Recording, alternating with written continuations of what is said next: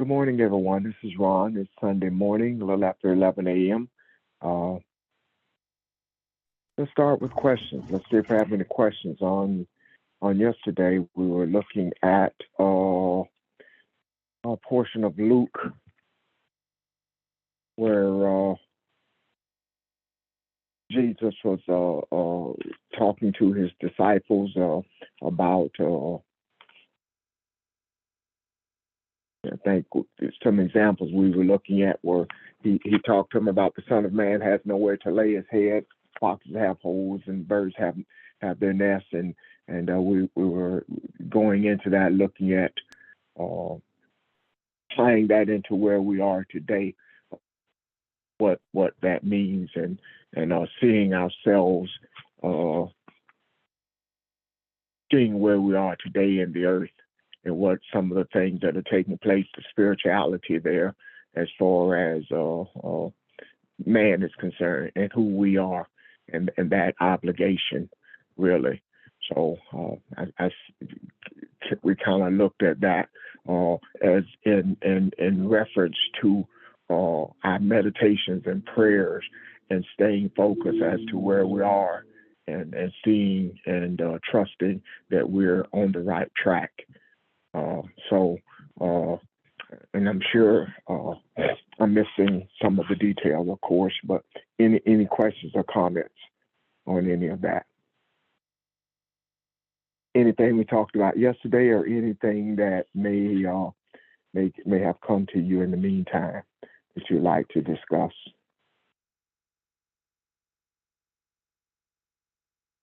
Anything? Okay. Um,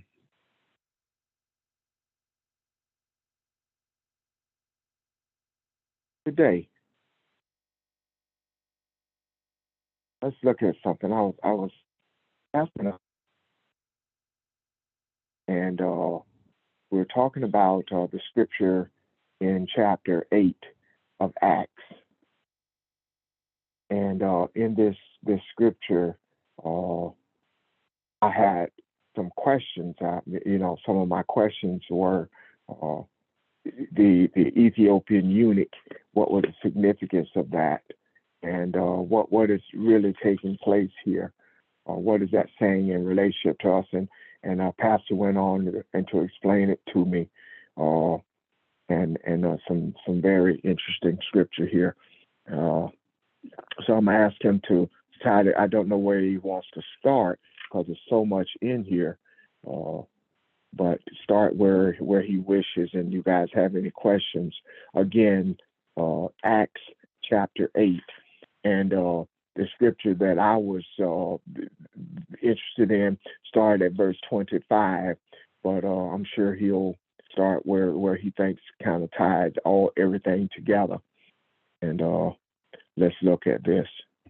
And so, Pastor, are you ready? Am I forgetting anything?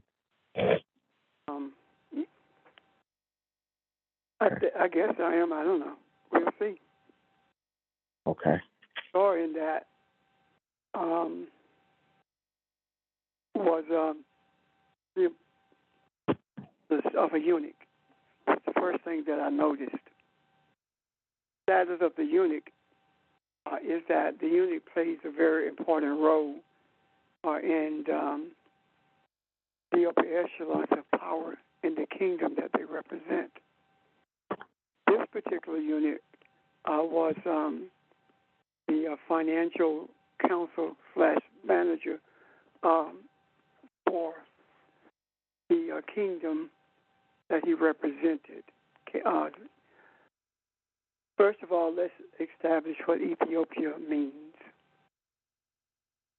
When we see Ethiopia in the scriptures, they are not referencing, it is not referencing a country as is Ethiopia today.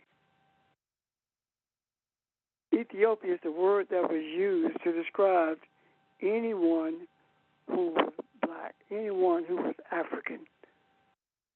So when the word Ethiopian is used here, it can be very easily substituted for African.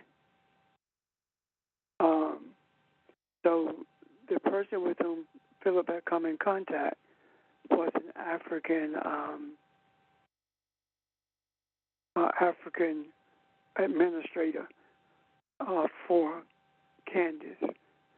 Now, the thing also that struck me is that they used the name Ethiopia and eunuch, and it was Philip, the one who was told to catch up with him.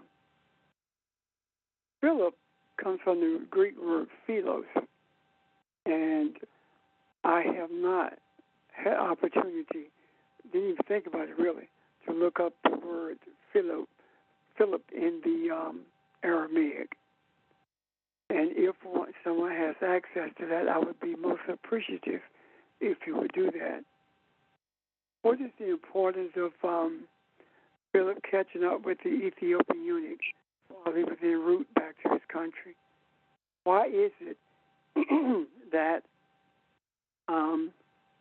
the Creator sent him to catch up with this man? First of all, the man was reading from the scrolls.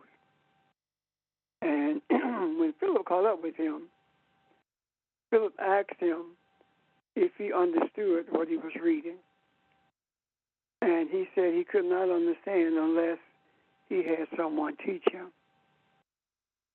This is a classic example of when the student is ready, the teacher will appear. This speaks more to us now than it has in the past, meaning that in the past we were taught that this was an Ethiopian who was on his way home, and he was accosted by Philip, and Philip had this discussion with him about what he was reading, and now he got baptized and he a Christian. That's what we were taught. That could not be further from the truth. This is saying to us that when you are desirous of understanding the scrolls or the scriptures or the truth, when your desire is real, then the provisions will be made for you to understand what you are searching for. And what we found out is that while we thought we were searching for an understanding of God, we were really searching for an understanding of ourselves. And in this regard, it's a eunuch. So why is it a eunuch? It has nothing to do with the status of the eunuch, much as it has to do with the meaning of eunuch. A eunuch is one who cannot produce children. If it were a female, it would be a barren womb. This eunuch did not have the seed to impregnate. He had been either made a eunuch by birth, or he was a eunuch, made a eunuch at the hands of someone else, meaning that he had been castrated, or he was born with the inability to reproduce or to engage in reproduction. These eunuchs were placed in charge of the concubines because of their inability to engage in sexual intercourse. And they were also the most trusted in the kingdom because of that. If we look at this from a purely spiritual perspective, what we actually begin to see is the Ethiopian eunuch. The eunuch spiritually is one who does not have the ability to bring in, to have the seeds rather, to reproduce, meaning that you don't understand what you're reading. Either you're in that position because of your interaction with religion, and religion has robbed you of this opportunity to be able to understand.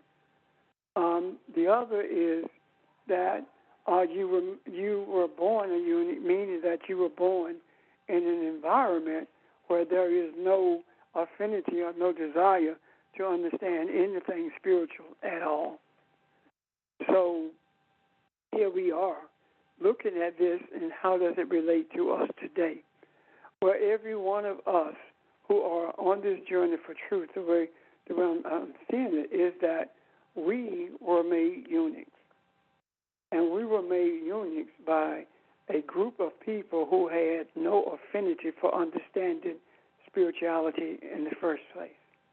We were made eunuchs by being forced to embrace Christianity. We were made eunuchs by being forced to receive the scriptures based upon the understandings of someone who did not have a clue of the cultural values from which the scriptures emanated, neither had a clue as to the linguistic structure of the scriptures themselves, and actually manipulated what they read in order to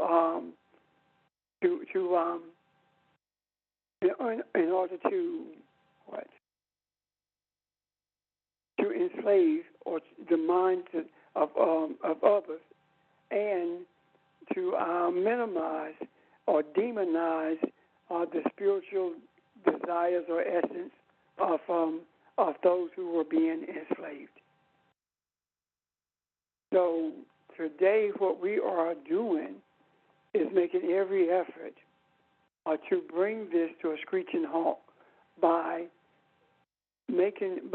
teaching, by researching, by being open to the universe for the understanding of what's in the book.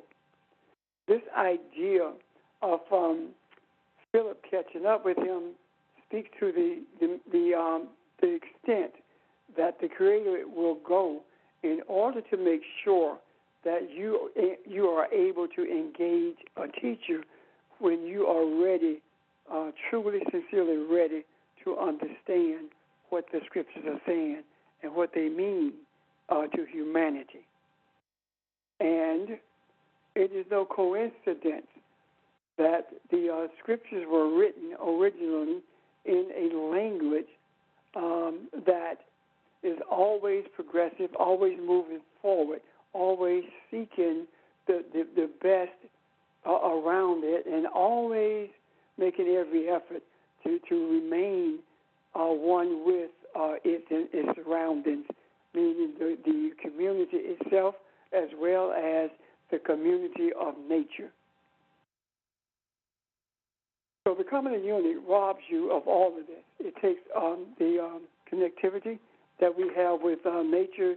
It takes the connectivity that we have with each other in the community. It takes all of those things away from us. Yet we are told that we are living in modern times, better times than ever before. And at the same time, we are seeing that humanity has never been more divided, and humanity has never been in a position as it is now. And that is a position where there is a true battle to bring harmony to the earth. And that battle is being is receiving pushback from those who seek to maintain the status quo. Those who seek to maintain the status quo were born eunuchs, and it is up to those who were made eunuchs to free themselves from this status, from this condition rather, of being a spiritual eunuch, and become empowered again, so the seed can be what? The seed can be placed in the womb of change, so that those who are born eunuchs are able to have a rebirth. Those who are being born eunuchs have an opportunity to have their eye open, as opposed to believing only what they see with their eyes. The idea of the baptism, the water baptism, is really amazing to me, because if you study the area during the period when that took place, when the allegory was written, rather, there was no water there at all in that area. And when the Ethiopian eunuch says he wanted to be baptized, the water appeared. So how does that mesh with the understandings that Jesus baptized with the Holy Spirit, and there was no longer a need for water baptism? Well, the eunuch reading the scriptures understood mikvah, and the eunuch believed that he needed to have mikvah performed in order for him to be separated from the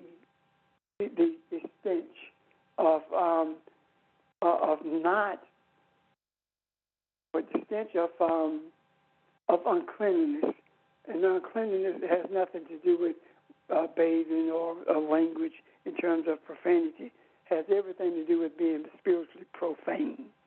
And that is what mikvah did until Jesus introduced the baptism of the Spirit, meaning that to be totally immersed in the spirituality.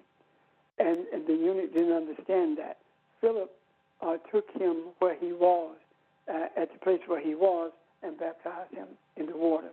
We do that to this day, even though we understand that there is spiritual baptism. The spiritual baptism is the baptism that Jesus introduced and intends for us to follow. We take people where they are. If you feel like you must be baptized by water, have no problem with that. Because if I have a problem with that and don't do that for you now, and now you have shut down, and it's very difficult to help you to understand why it wasn't necessary. However, if I go through with it, and now you're open, and we can freely talk about the difference between the two, you're more apt to see it. And then there are those who don't need that water baptism because they are open and they understand what Jesus did with spiritual baptism, which means that they don't have to go through this process of elimination in order for them to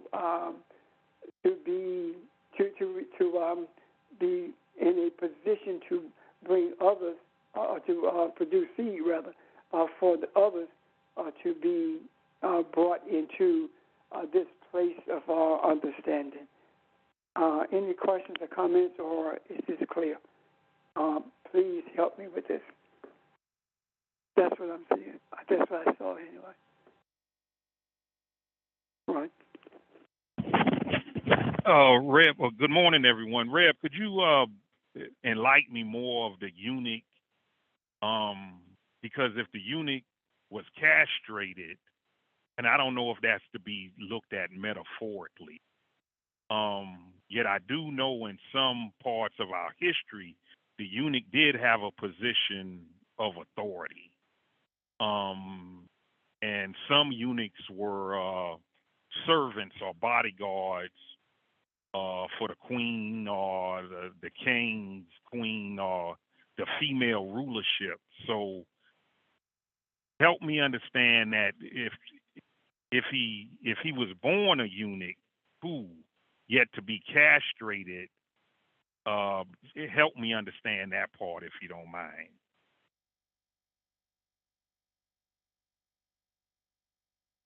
Are you asking what does it mean to be born a eunuch?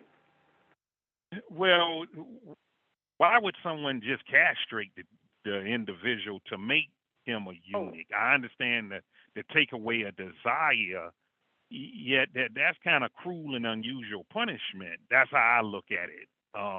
Just want some more clarity on that. That's it.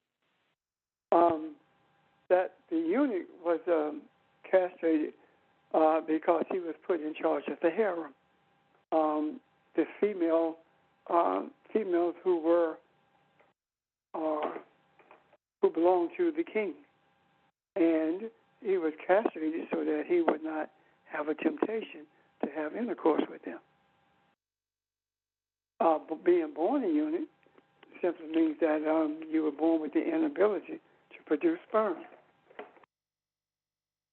And now, if we take both of those and look at them from the spiritual perspective, actually the way they were intended to be looked at when this was written, we see that there are those who are born and have no seed of truth or understanding of spirituality. And then there are those who are born with a desire for the truth, but it is they are castrated by being constantly indoctrinated with seeds that are religious seeds and not seeds of truth. Does that help you, sir? Yeah, it's better than before I asked the question. Still don't understand it, but it's what is it that you don't? Before I asked the question, why would you do that to someone? Now that this. Okay, let me get into where you leading me. Okay. First of all, when we're talking about spiritual castration, we're talking about the European castration of anyone who had spiritual beliefs that were contrary to what they focused on as religion, meaning that they had taken the spiritual beliefs of people of African descent, meaning Christianity, and molded into something they call Christianity. And they used that Christianity to spiritually castrate those who they enslaved. And the spiritual castration of those who were enslaved can be found, the methodology of it can be found in this book that talks about how to make a Negro Christian. That is spiritual castration. Now, the ones who are born, the ones who we were made eunuchs, and being made a spiritual eunuch does not mean that you cannot be transformed into an entity that is able to reproduce. And the reproduction is not talking about physical reproduction. It is talking about reproducing the seed of righteousness, reproducing the seed of spirituality, reproducing the seed of a deep desire for the understanding of your spiritual nature. Why would you want that? Because there is something innate in you that you have never lost, and that thing that's innate in you that you never lost is your unicity with your environment, meaning nature, as well as your desire for harmony with mankind.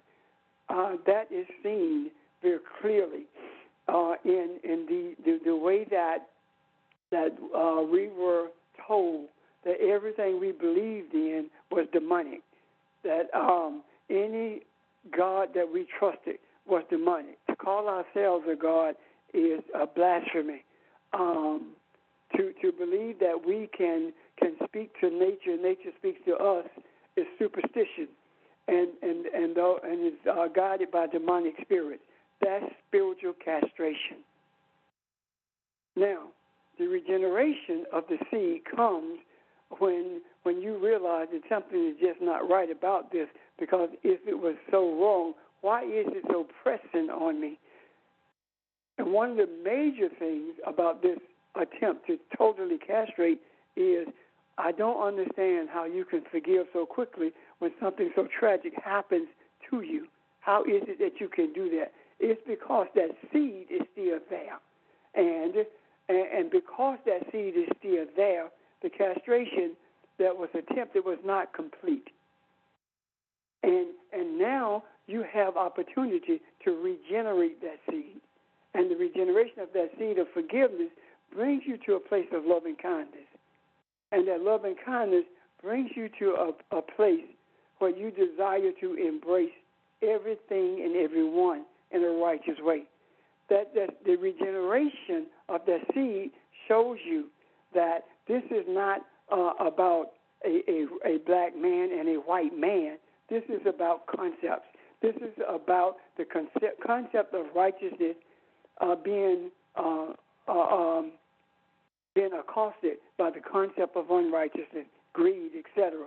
And the purpose of this was to force the seed to regenerate for the purpose of bringing that which was born castrated to a place of regeneration as well, so that all of us can live in harmony with each other and grow from being baptized in water to being baptized in the Spirit, meaning that grow from these symbols, these material manifested symbols, grow from believing and trusting in them to embracing the reality of who we are, which means that we have been immersed in spirituality, and that immersion in spirituality is what gives us the insight. The insight meaning to look inside of ourselves and see that we are indeed Elohim.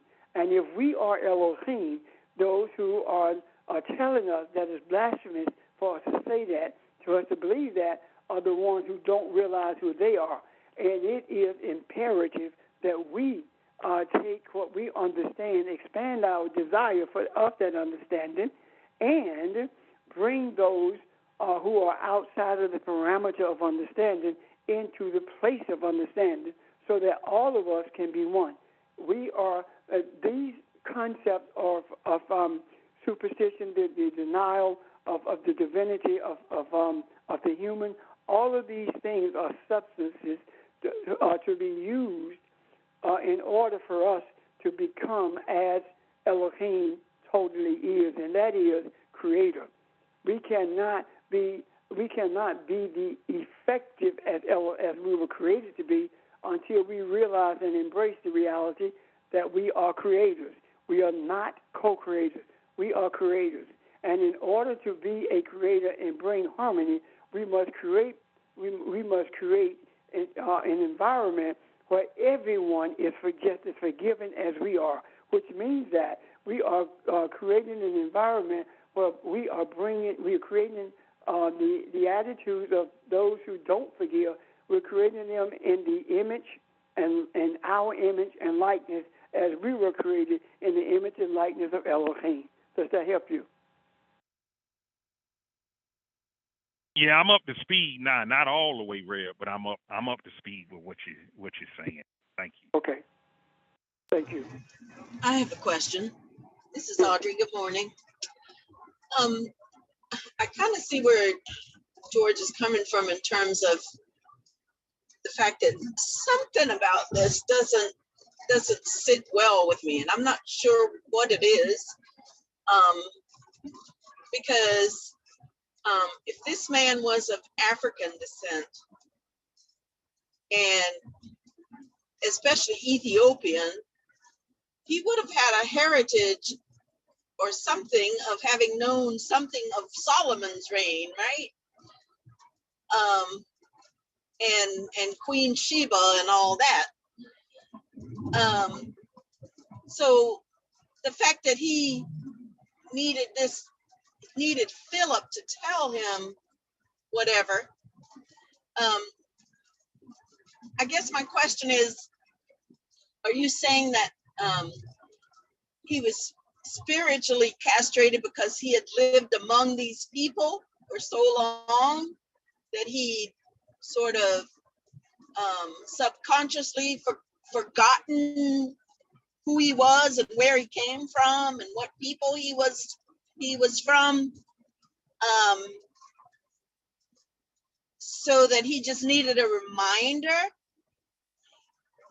And then, sorry, go ahead. He needed a transformation. Well, then my second question is, so once he met Philip and got this sort of, I don't know, transformation, was he then made whole spiritually, so to speak? Yes. Let me put it this way. Okay. Well, we know this is an allegory, right? Can we agree on that? That this is an allegory. Hello?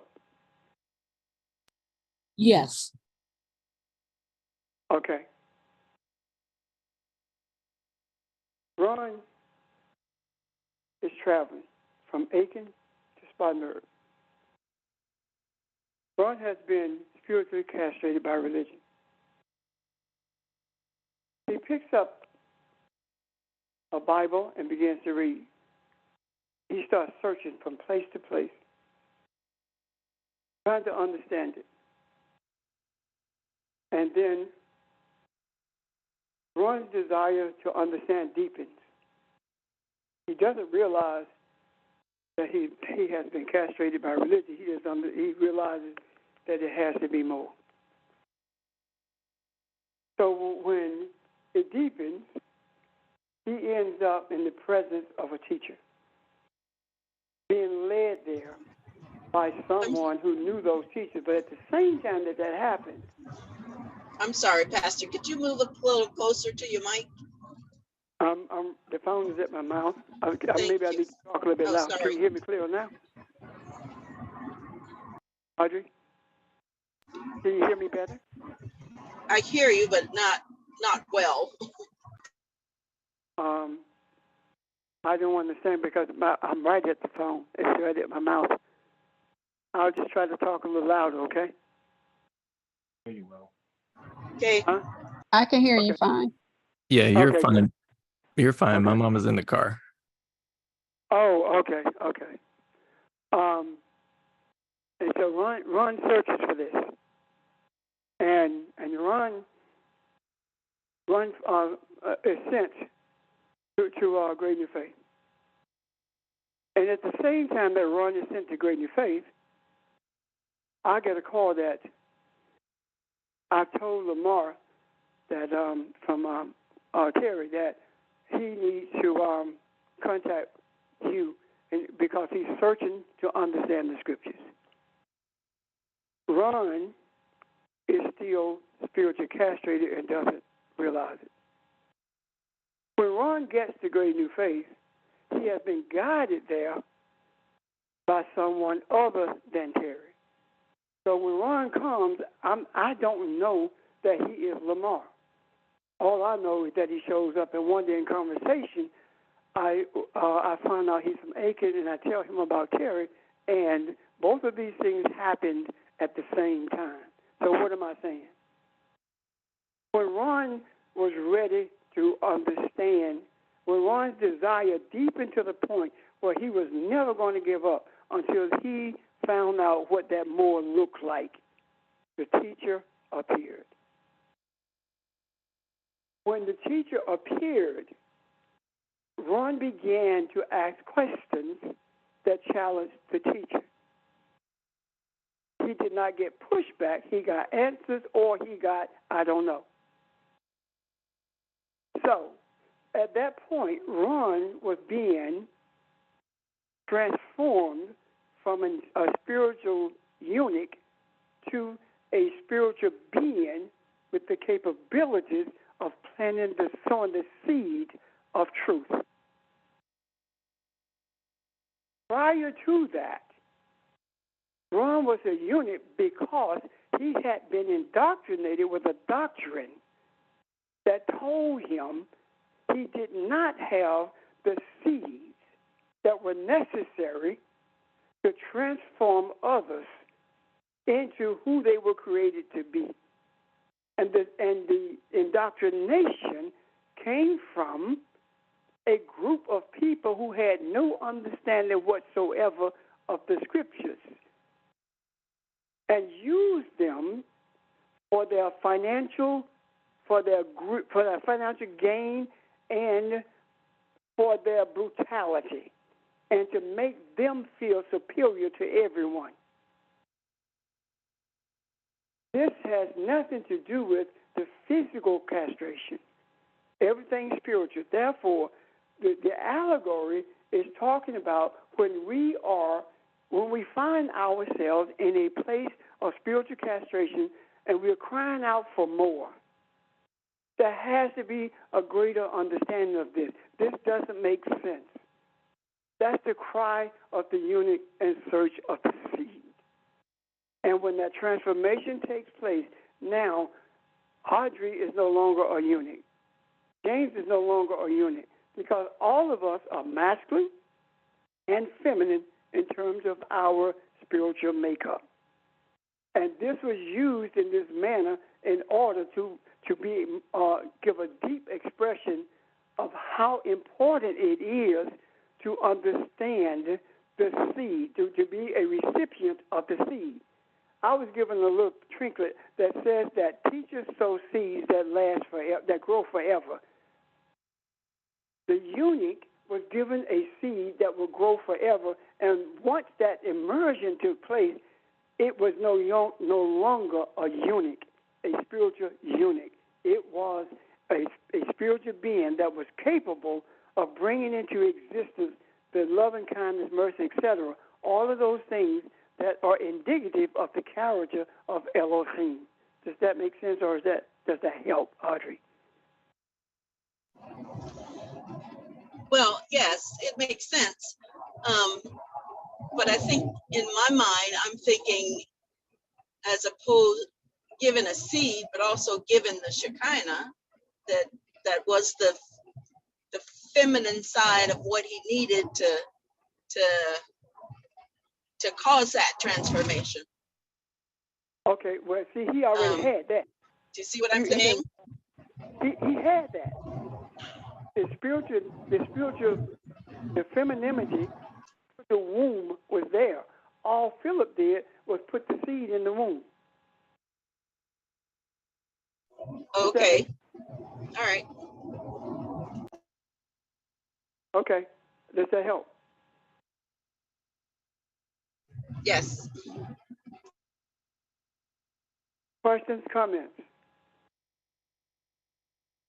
Yeah, this is Nick. I wanted to add something to this, if I may.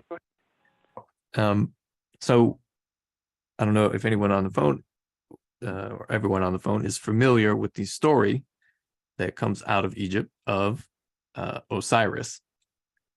And I won't explain the whole thing, but in that story, Osiris is castrated. And through a process of spiritual transformation, he is made whole again. And this is a reinterpretation of the same spiritual concept, because these are groups of people who were in and around the Egyptian region and would have been familiar with all of these stories as they are translated, as they are retold, as they are reinterpreted. But the spiritual concept is the same one. And it is the reawakening of the ability to connect to what is, as Pastor Richard has been saying, spiritual truth, as opposed to the ignorance and the desire to connect with things of the illusion, which in this case is the teachings of religion as distinct from the spiritual truth hidden within those teachings, or rather the books they use in their teachings. So that is the same concept that is being spoken about here. And it is a spiritual metaphor, or a metaphor for spiritual reality. So thank you. Well, that was part of my question because I was thinking, why is it specifically mentioned that he's a eunuch? So it had to be some kind of spiritual transformation where he was made whole spiritually. And that's the part that my question was about. Did that actually happen? Anyway, but yeah, thanks. The other part of that, Audrey, is this. If you notice, in the Old Testament, it dealt a lot with the barren womb. And in this particular parable or this particular story, it talks about a eunuch. As Nick said, it's the same story about Osiris. And this time it's a man. I wonder why. Could it possibly be that it was a foretelling of what was to be, and that the problem with holding on to or understanding spirituality, the problem with it was going to come from a man, meaning that it was going to be masculinity that did everything it could to manipulate it in order for it not to be told in the way it should have been. It could be that the that masculinity had to face the reality that it is spiritually inept and seek to be made whole in order for the whole of humanity to change. And the way I see that is through the eyes of religion itself, male-dominated religion that's totally manipulative and it's all about money, greed, and control. It's not that difficult for the transformation of femininity, even with those females of the feminine attitude that believes that it's supposed to be totally submissive to maleness. That attitude of being totally submissive to maleness has never been predominant in the African community, in this country anyway. But as far as the diaspora is concerned, the domination of that attitude, I don't know. But I do know it has never been dominant in the African community in this country. Even though in the church the males were in charge, there was a whole different way of interacting when that male and female interacted, be it at home or in other instances. There were individuals who were in those congregations, males, who taught that, believed that, and treated their women like that publicly, and some women submitted to it and some of them didn't. This is a manifestation of saying that it is the male who is actually without the ability to reproduce, and he needs to realize that the seed that he's carrying is the seed that is flawed, a seed that has no ability to impregnate for the benefit of humanity at all. And now here we are with this unit being transformed. Now that maleness has a seed that is capable of producing righteousness, and I see that in a very microscopic way when I look at the affinity for the embracing of the powerfulness of feminine energy by the masculine representatives on this phone, and how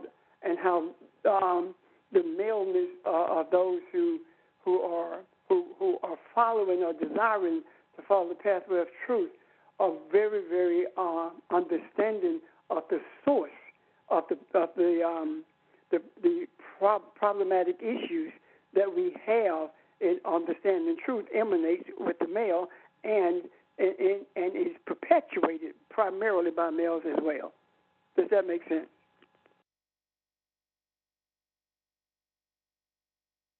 Yes, sir.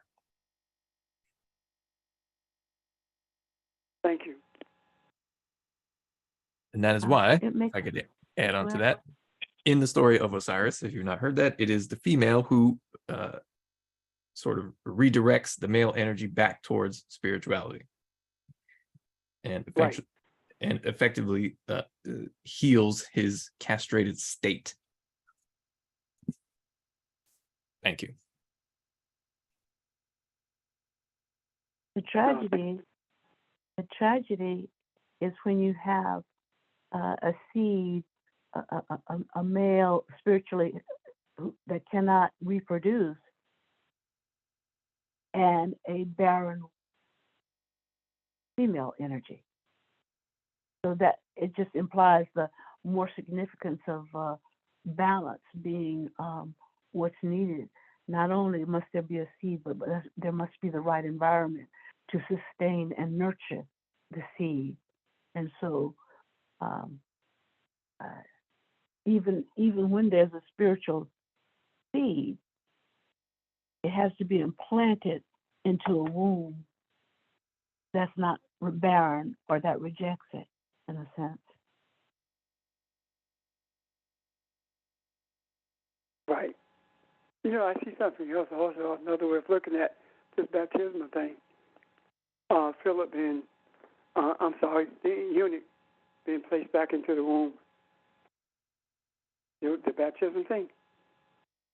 The embryonic fluid being placed back into the womb where he comes out whole as opposed to being born, as opposed to continuing as a eunuch. Now he's been born again. He turned into beginning, that thing. But everything came out of the primordial water. I'm done.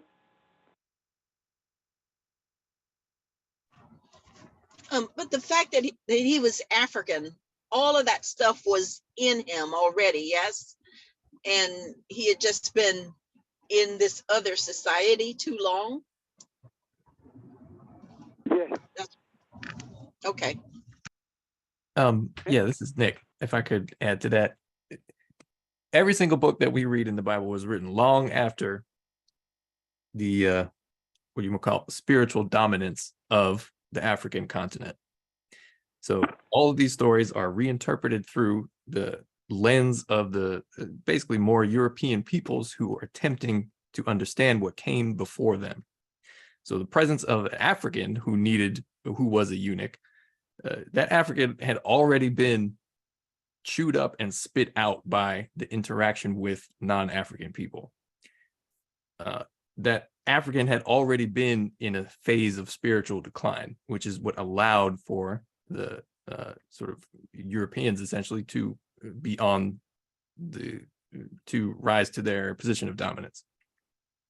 So that's where the confused and flawed idea that it is the African who needs to be taught comes from the misunderstanding of the position in history that the Europeans occupy. And that is within these books as they are written, and these stories are retold as well. Thank you. Well, that's the thing that really struck me, is because it was African being taught by this other guy. It just didn't seem right or something. Something was off there. Well, both of them are African.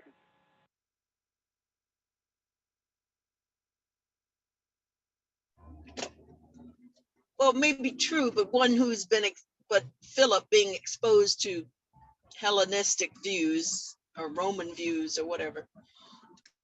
Well, I guess Philip, they both were. Yeah, but they both were. But Philip was a disciple of Jesus. He followed the teachings of Jesus. Right. So both of them were in that regard. Philip's name was just Hellenized. And that's why I wanted to look back at the Aramaic and see what his name really was.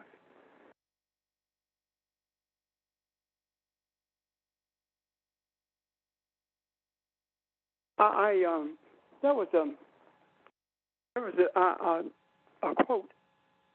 I'm trying to remember exactly what it said, but the gist of it was, if the African is so inferior, why is it necessary to hide the African history or to rewrite the history of the African? Ron, I think I said that. Hey, would you mute your phone, please? Oh, thank you, Ron. Yeah, I'm looking for it. I'm looking for it now. I'll read it. Yeah, I think it speaks to what Nick has brought into the discussion, based on how the European had already castigated or had beaten the African down prior to the writings of what we are currently reading. While Ron is looking for that, let me see. I may be able to find it a little fast. In the meantime, are there any other questions or comments?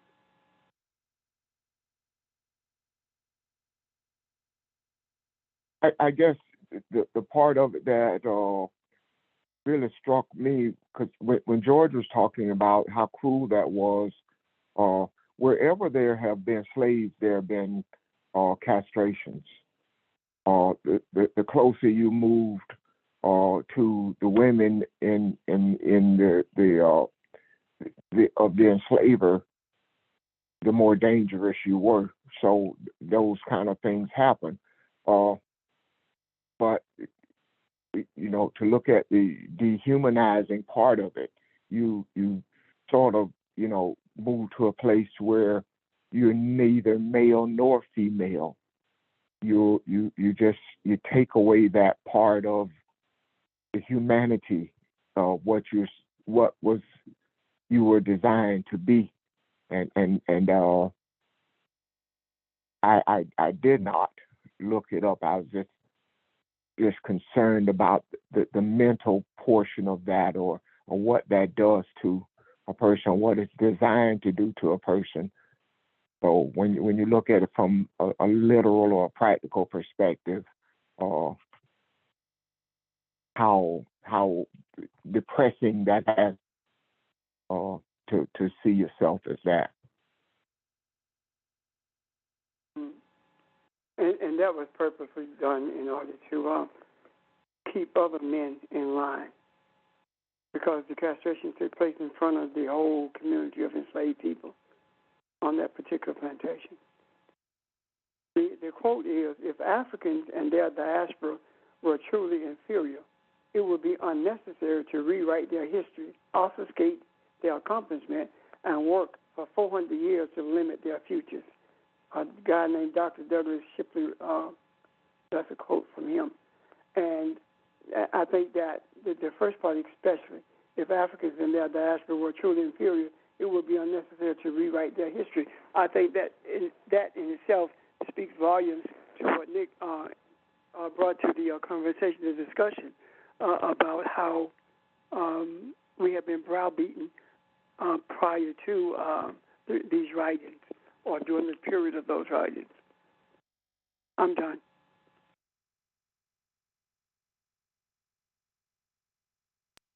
Yeah. By the time of the Greeks, everything in Egypt was already ancient. And if you've ever heard those expressions, things like Cleopatra lived closer to the invention of the iPhone than she did the building of the pyramids. Like, this is a reinterpretation of spiritual tradition that has been handed down for tens of thousands of years. But the stories always repeat because the archetypes and fundamental spiritual forces they represent are always present within us. So, thank you.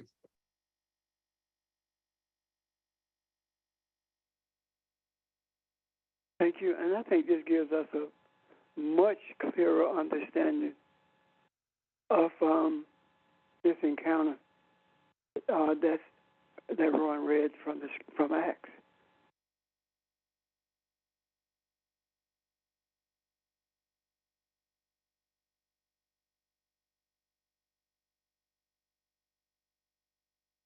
Adding to what Nick said, this is just one allegory. The whole Bible is filled with allegories that are reinterpretations of things that occurred thousands of years before, from the womb of the African. And so as we go forward looking at it, it would be wise and useful to keep that in mind, that what's written is a reinterpretation, regardless of whether it's a eunuch, regardless of whatever it is a reinterpretation of that which occurred thousands of years before it was even written.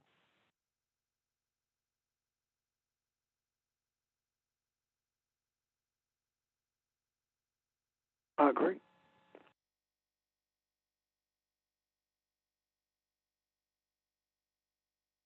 Anyone else?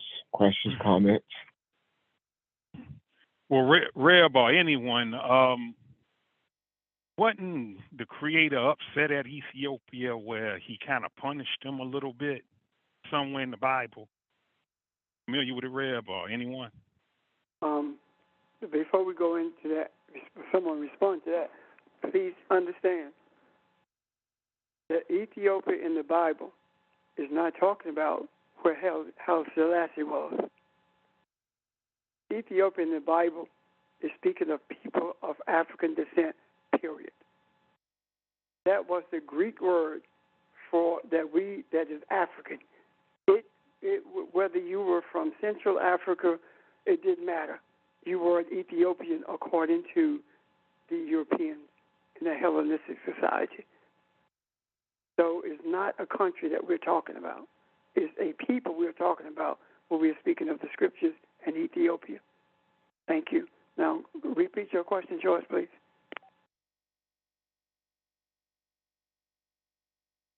Isn't there somewhere in the Bible where the Creator got upset with Ethiopia, not as we know it today, but as we know it from that day, where he was kind of pissed off at them and he kind of punished them? Are you familiar with it?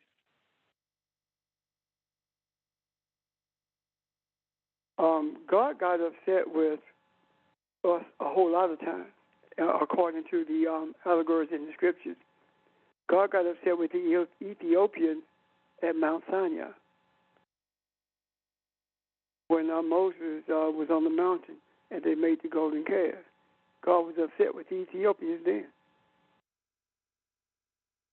So there are countless times in the scriptures where that is written about, and if you notice it, each time that is written about, it is saying that you didn't take care of your business. Because when you got upset with Moses, what did he say to Moses? He said, "I'm going to destroy these folks." And Moses said, "No." Then he said, "Go down to your people." He told Moses, "These are your people. You go down and handle your business." Basically, what he was saying. So, if this is such thing as Elohim being upset, as we determine it being upset is, then Elohim has been upset with us for quite some time, because we have just begun to get to a place where we are diligently, sincerely digging deeper and deeper into the understandings of the Scripture for the benefit of changing the whole of humanity. Prior to this, we were looking at the Scriptures because we wanted to be free from slavery. Prior to this, we wanted equality so that we could live like the white people live. The Civil Rights Movement was not about being as God created us to be. The Civil Rights Movement was about being on parity with white people. This is the first time that I've ever read any place where it was not being on parity with white people. It was based upon realizing who we are, and at the same time bringing those who feel that they are superior to us to a place of understanding who they are as well, so that harmony can exist. Does that make sense, Mr. George? Yes, sir. Yes, sir. Thanks. Questions or comments about that?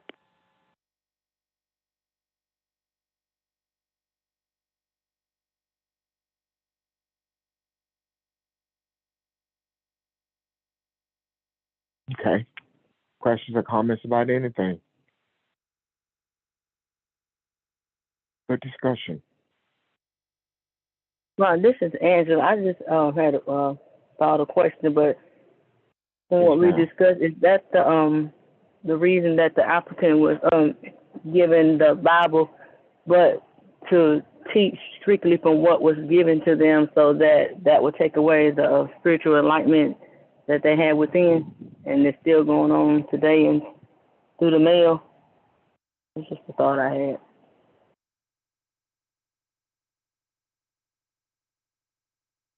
Pastor, would you Yeah. please?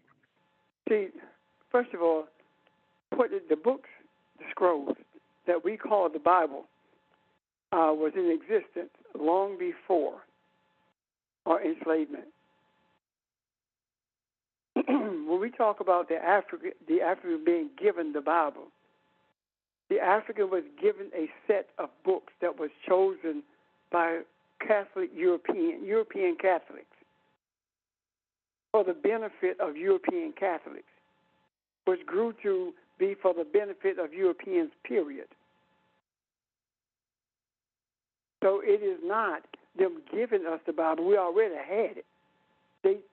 They were the ones who stripped it of purpose, mistranslated it for their purposes, used it to enslave and manipulate not just the African in America, but the whole world. And it's still being done today. And it's not only being done with Christianity, it's also being done with Islam as well as Judaism. With Judaism by the Eastern Europeans, and with Islam by the Eastern Asians who came out of, who were intermarried with Europeans and the Asians and came out of Asia into Northern Africa, known as Arabs today. That being manipulated as well. So really, what we are actually talking about is a manipulation of everything, of all the holy books that were in existence before anyone knew a European existed in the earth.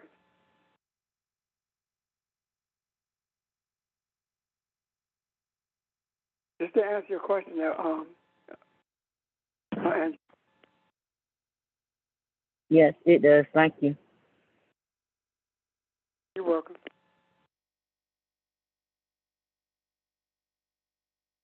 Thank you, Angela. Anyone else?